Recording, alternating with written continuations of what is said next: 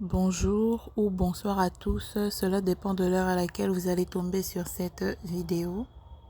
Alors, toujours dans le cadre du cours de gestion de ressources humaines, aujourd'hui je vais vous parler de la planification de la gestion de ressources humaines qui comprendra 5 points.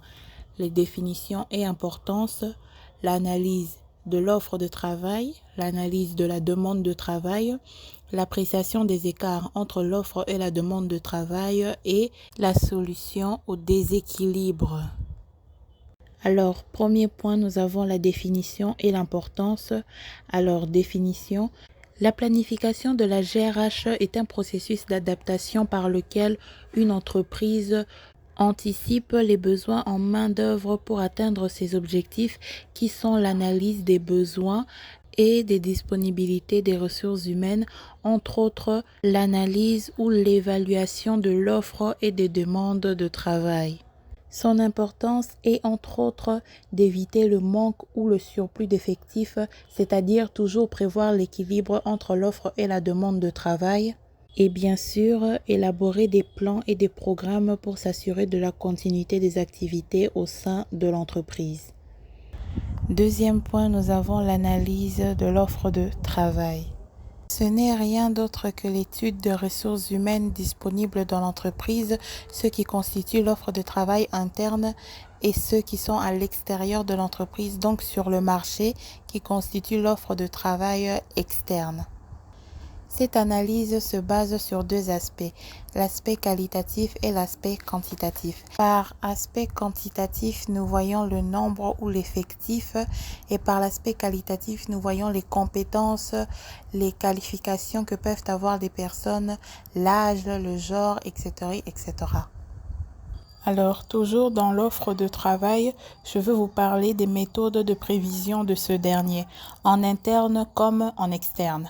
En interne, pour avoir une idée des ressources disponibles, nous avons les méthodes de l'inventaire des ressources humaines, du tableau de remplacement qui consiste à l'analyse du potentiel et celui du rendement, de la planification de la relève qui consiste à élaborer un plan de succession ordonné de personnes capables d'occuper un poste et la méthode de l'analyse du mouvement du personnel. Et en externe, de ce côté, nous regardons le taux de chômage, les compétences ou qualifications disponibles sur le marché, etc., etc. Alors, toujours dans l'offre de travail, dans la partie interne, nous avons quelques indicateurs pour nous permettre de connaître le nombre de personnes qui veulent travailler pour nous. Nous avons d'abord le taux de roulement ou le taux de rotation de l'emploi, qui est simplement la comparaison entre le pourcentage de ceux qui quittent l'entreprise et de ceux qu'on doit recruter. Et le taux idéal serait qu'il soit inférieur à 15%. Au-delà de 15%, ça démontre un dysfonctionnement organisationnel. Et comme second indicateur, nous avons la pyramide d'âge. Troisième point, nous avons l'analyse de la demande de travail, qui consiste à prévoir les besoins en ressources humaines au cours d'une période déterminée. Ou alors, elle consiste à l'estimation des salariés qu'il faudrait dans le futur pour répondre aux besoins de l'entreprise.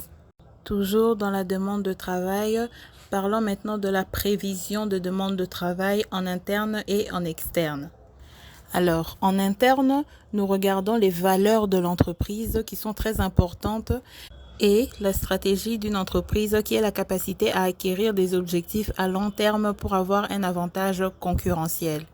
Et en externe, nous voyons la détérioration de l'activité économique et les méthodes de prévision de la demande de travail. Nous en avons deux, la méthode subjective et la méthode objective.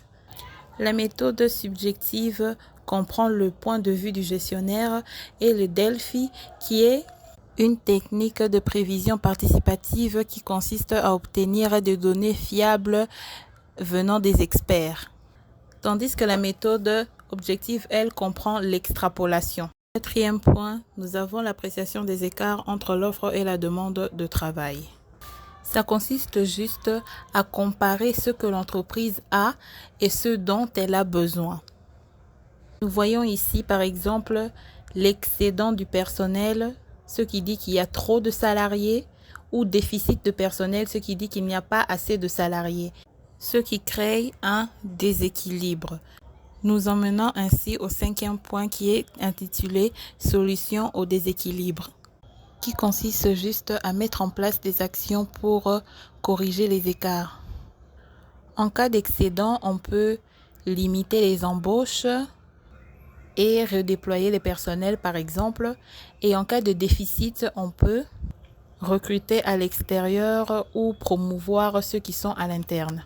Pour conclure, la planification de la GRH consiste juste à aligner les ressources humaines aux besoins actuels et futurs de l'entreprise grâce à une analyse prévisionnelle et la mise en œuvre d'actions correctrices.